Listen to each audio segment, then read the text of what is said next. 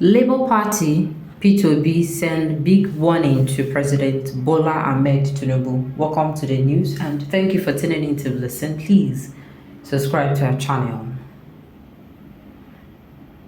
P2B reacts as Tinubu reverses demand on 40% IGR deduction from universities.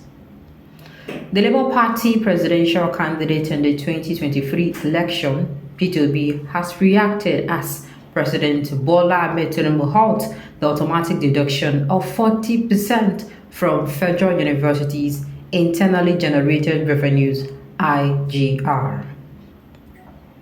News reported that Tinubu announced the latest development on Friday at an ongoing 75th Founders' Day ceremony of the University of Ibadan, UI, in Ibadan.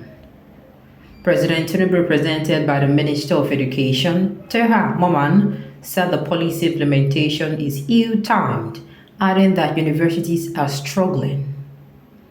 In a speech as a visitor to the university, Tinubu pledged his commitment to the reform of the nation's education sector as the bedrock for national development.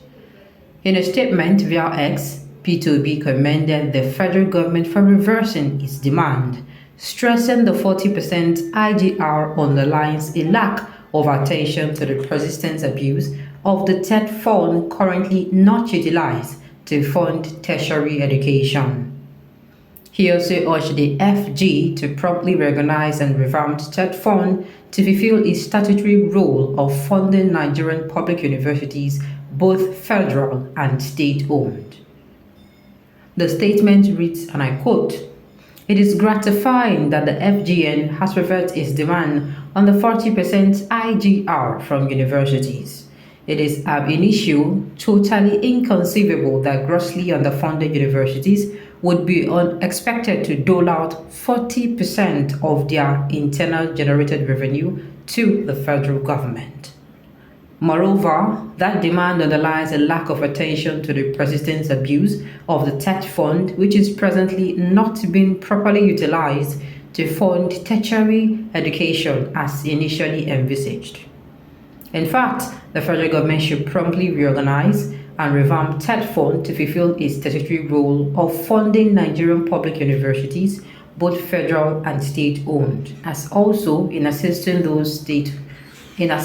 those owned by voluntary agencies.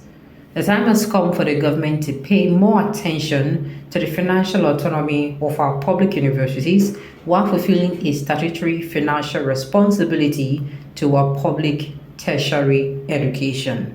You see, when I heard about that 40% deduction, I was like, did he just do me, like siren? Wow. I was like, the educational sector that is already in a comatose state, that they are not funding properly. Those ones are just staggering. They have been staggering for ages. They are just managing themselves back on anyhow. And then you want to be extorting because there's nothing like you want to deduct. That is extortion. They don't have a choice. You want to now start extorting a whooping 40%. Brother. Don't you have conscience?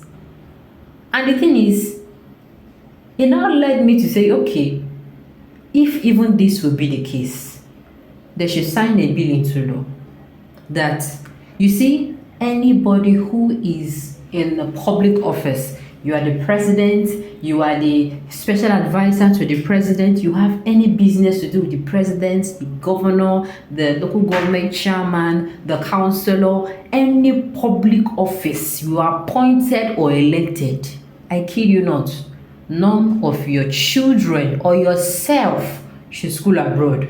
Everybody should be receiving the nonsense and the nuisance, kind of education we are receiving in this country. To be very sincere, all the strike that goes on, I was like, okay, since we want to be crazy, let us be crazy together. Now, it gladdens my heart just like it gladdens, but this is what Obi is saying. He's saying it is actually gratifying. Me, I'm even still angry that they even thought about it before. I am angry that it was thought about before. Oh, no, you don't. I think being the educational even though the educational sector is even well pampered, like like a child, the educational sector in Nigeria is, like I said, is in its comatose. What? They are giving the educational sector, let's say 15-20 million naira budgets a year, and the educational sector, their expenses is way. Let's say, for instance, it is like 200-300 million, if you no even pass, and then you want them to give you 40% of IGR. Nikini, for what? You have not invested properly, just like a business. You have not been invested properly, and you keep taking from the business. My dear, you are just killing the business. One day the business will just collapse and leave you. All right? Just watch and see. Just watch and see before Tinubu finishes his tenure. We'll buy rice at the rate of 120,000 naira. Nigerian rice, and 150,000 for foreign rice. Zoological Republic.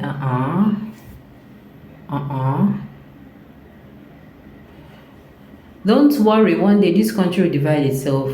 We are practically living with some animal. The thing is, it is annoying. P2B is even using the right word here. I don't know why they say it is warning. This is not a warning.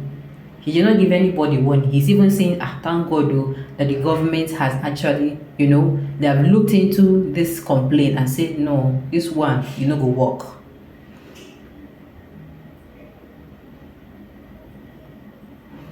So President Tinubu is more sensitive and intelligent than Obi to have done that. Obi is following lead. I don't understand. Obi is coming out to say it's a good thing. You are saying he's following lead. You people are not always support. These politicians when they support God no go let them make you put in inside problem. Alright. It is so painful for a country called Nigeria to be electing. No. We have gone past that. We have gone past that.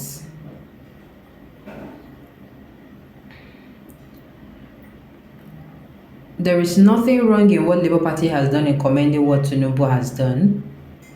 Opposition parties are supposed to make constructive criticism and thus keep the government on its toes for the good of the people.